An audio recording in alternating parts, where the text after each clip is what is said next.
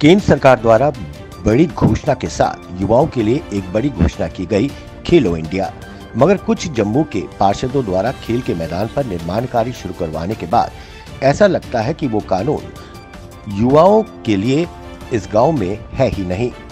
ऐसा लगता है कि वो खेलो इंडिया का मजाक बनाते हुए यहाँ के युवाओं को बोल रहा है झेलो इंडिया।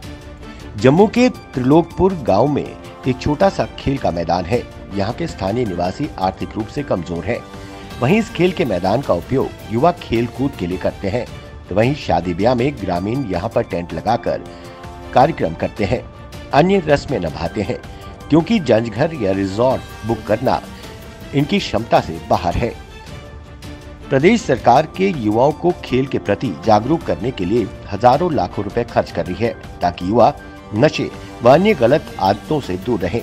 लेकिन उपराज्यपाल के प्रशासन को त्रिलोकपुर गांव का फौरन संज्ञान लेना चाहिए और कार्रवाई कर खेल के मैदानों को बचाना चाहिए।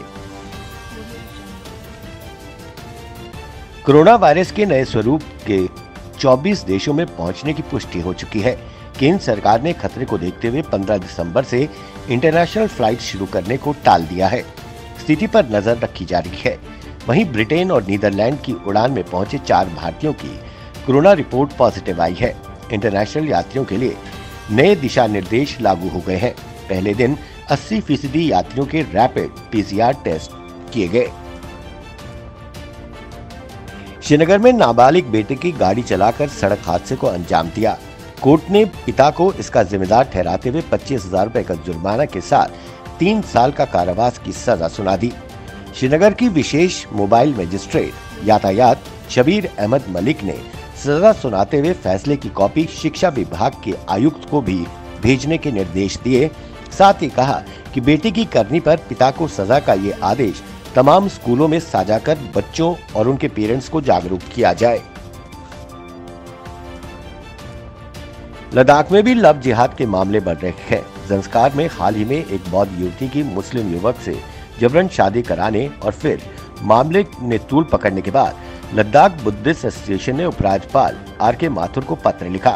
एसोसिएशन ने आरोप लगाया कि लद्दाख में मुस्लिम युवक सुनियोजित साजिश के तहत बौद्ध लड़कियों को बरगलाकर उन्हें अपने प्रेम जाल में फंसाकर धर्मांतरण कर रहे हैं। इस पर कड़ा संज्ञान लिया जाए। पीर पंचाल के 4 दिवसीय दौरे पर निकले पूर्व मुख्यमंत्री गुलाम नबी आजाद ने पुंछ के कृष्णाचंद्र पार्क में एक जनसभा को संबोधित करते हुए साफ किया कि जम्मू कश्मीर में अनुच्छेद 370 की पुनः बहाली अब मुमकिन नहीं है, इसलिए वो लोगों को झूठा वादा नहीं करते। आजाद ने कहा और स्पष्ट किया कि अनुच्छेद 370 को फिर बहाल करना अब सुप्रीम कोर्ट के हाथ में है या फिर सरकार के। अगर कांग्रेस 300 सीटें लेती है तो इसे बहाल करने के लायक बनाती है, परंतु मौजूदा स्थिति में कोई उम्मीद नहीं है। आजकल कार व अन्य वाहनों में आग लगने की घटना आम हो गई है। डिगियाना में चलती कार फोर्ड में भीषण आग लग गई। देखते ही देखते कार जलकर राख हो गई। आग लगने के कारणों का पता नहीं चल पाया है। नेशनल कॉन्फ्रेंस के उपाध्यक्ष व पूर्व मुख्यमंत्री उमर अब्दुल्ला ने जनता को संबोधित करते हुए झूठे वादों के आधार पर जम्मू कश्मीर को 2 केंद्रीय शासित प्रदेशों में विभाजित करने के लिए बीजेपी की कड़ी आलोचना की। चिनाब वैली के अपने 8 दिवसीय दौरे के दौरान एक जनसभा को संबोधित करते हुए उन्होंने कहा, बीजेपी के सभी दावे हवा हवाई है, बेरोजगारी चरम पर है।